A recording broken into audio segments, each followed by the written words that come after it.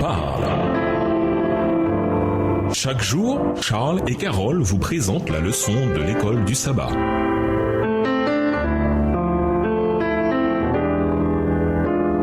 Bienvenue dans votre émission Dieu nous parle. Voilà la leçon de dimanche. Raison possible des contradictions apparentes. Lisons 2 Timothée 2, versets 10 à 15. Paul exhorte à être diligent et à exposer avec droiture la parole de la vérité. Second 21. Quel message important laisse-t-il à chacun de nous ici? 2 Timothée 2, les versets 10 à 11, c'est pourquoi je supporte tout à cause des élus, afin qu'eux aussi obtiennent le salut qui est en Jésus-Christ avec la gloire éternelle. Cette parole est certaine. Si nous sommes morts avec lui, nous vivrons aussi avec lui. Aucun étudiant réfléchi et honnête de la Bible ne peut nier le fait qu'il y a des choses dans la Bible qui sont difficiles à comprendre. Cette situation ne devrait pas nous perturber. En fait, en un sens, il faut s'attendre à ces difficultés. Après tout, nous sommes des êtres imparfaits et finis, et nul n'a aucune maîtrise exhaustive de tous les domaines de connaissance. Ainsi, quand des êtres humains ignorants et finis tentent de comprendre la sagesse du Dieu infini de lecture, les difficultés sont inévitables. De telles difficultés dans la compréhension des enseignements bibliques cependant, ne prouvent en aucune manière que ce que la Bible affirme est faux. Ceux qui rejettent l'enseignement biblique de la vérité et de l'inspiration divine déclarent souvent que ces difficultés sont des contradictions et des erreurs. Puisque pour eux la Bible est, plus ou moins, rien d'autre qu'un livre humain, ils croient que la Bible doit contenir des imperfections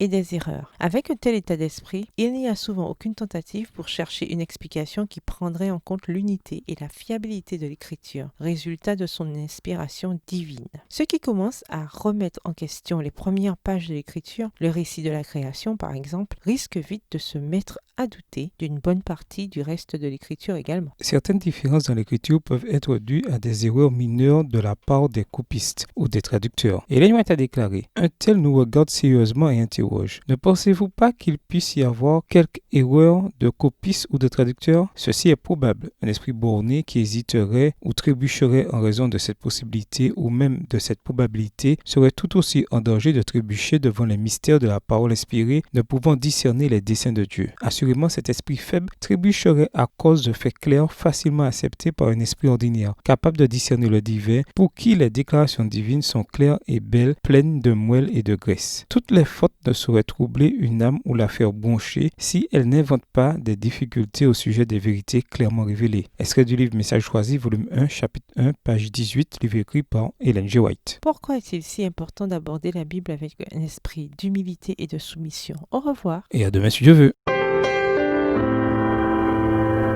Dieu nous parle.